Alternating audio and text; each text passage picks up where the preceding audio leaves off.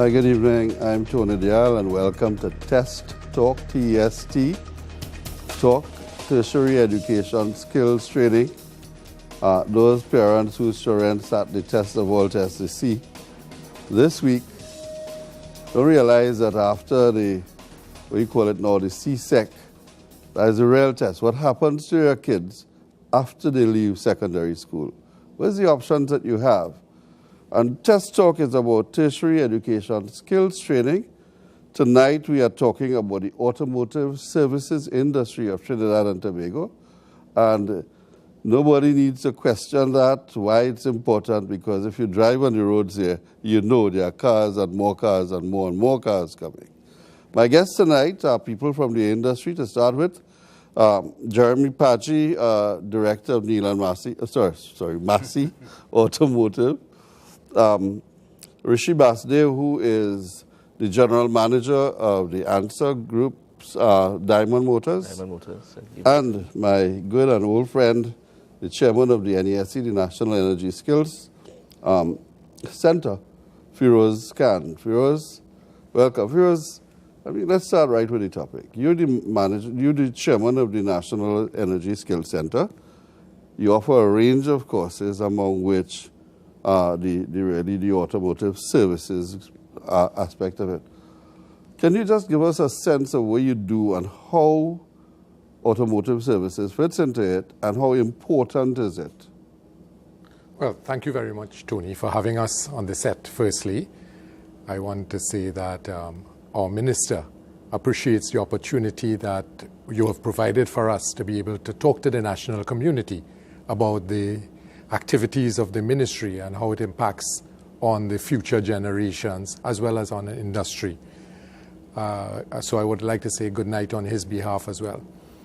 The NESC operates 10 centers throughout Trinidad and 1 in Tobago, and we are involved in a number of areas of training in the areas of automotive service technician, heavy equipment technician, instrumentation, industrial mechanical maintenance, and those are under the umbrella of our Automotive Training Institute. Then we look at our Heavy Industry Training Institute, and we have training in the areas of welding, pipe fitting and fabrication, and the Construction Institute has training in the areas of construction craft, air conditioning, industrial electrical, and then we have our IT and sound engineering, where we have training in the areas of IT, sound recording and music production. And most recently, you would have indicated the name, the National Energy Skills Center. But whilst we were named the National Energy Skills Center, we did not really have any specific energy sector focus.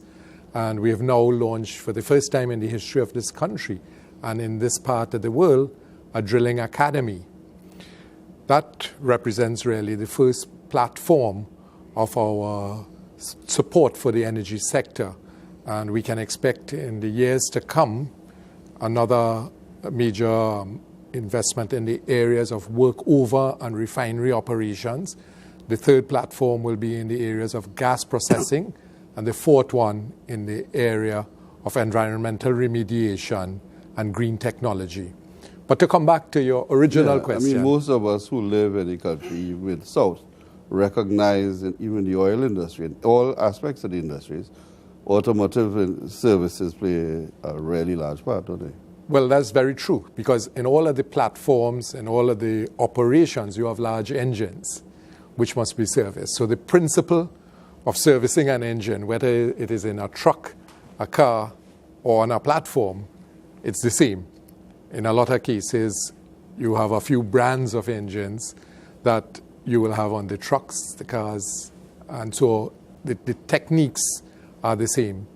Trinidad and Tobago, though, has a unique need for automotive technicians based on the number of persons who are drivers and owners of vehicles.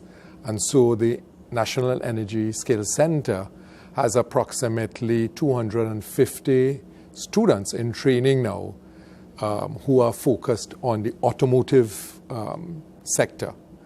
One of the areas that we have introduced recently and this came in conjunction with our discussions with the automotive dealers, was the introduction of auto electronics or autotronics into our program delivery, because a lot of the vehicles that are being introduced onto the roads are now controlled and governed by electronics. So the old days of a hammer and chisel mechanic are gone, and our mechanics of the future are really technicians who are going to a vehicle with a computer to diagnose and problem solve. That's good. Well, let's look at it from the other end of yours.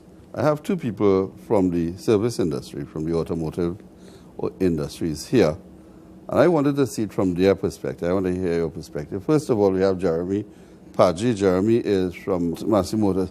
How do you see it, though? What it is you really want? Well, Tony, that's a great question. And first of all, I want to thank you for creating the opportunity and the forum that we can get together and have these kind of discussions, because it really is important to share what's going on in the industry. As Feroz was talking about, there are three primary areas when you talk about servicing an automobile. There's the chassis, there's the mechanical, and there is the electrical. And I think without fail, the feedback from all of our manufacturers, I don't know if, Rashiv, that's been your experience, but the feedback from our manufacturers is that, guys, you all are weak in electronics, but it's not just you, it's worldwide. You need to get on board with electronics, electrical diagnosis. You need to understand what's happening with the features that we are providing in these vehicles, which are, there's a number of features. These are feature-rich units, and we need to be able to diagnose and service them. So it requires a different level of thinking. So in other words, you're saying NESC is on the right track? I think so. But the point is, though, Jeremy, do we have the expertise to teach here? Well, that is highly dependent, if I may say. It's highly dependent on what the manufacturers are delivering to you and how much you take advantage. From the Massey side, I know we've invested tremendously in people and time and training to understand what is going on with these vehicles. And that's something that we try to pass on to our technicians through our facilities, as well as we work with graduates that have come from NESC and try to develop them along those lines as well. Rishi, is that your experience at Diamond? Yes, it is. But just to add to that as well, Tony, with respect to principals, what we've found, and over the last couple of years,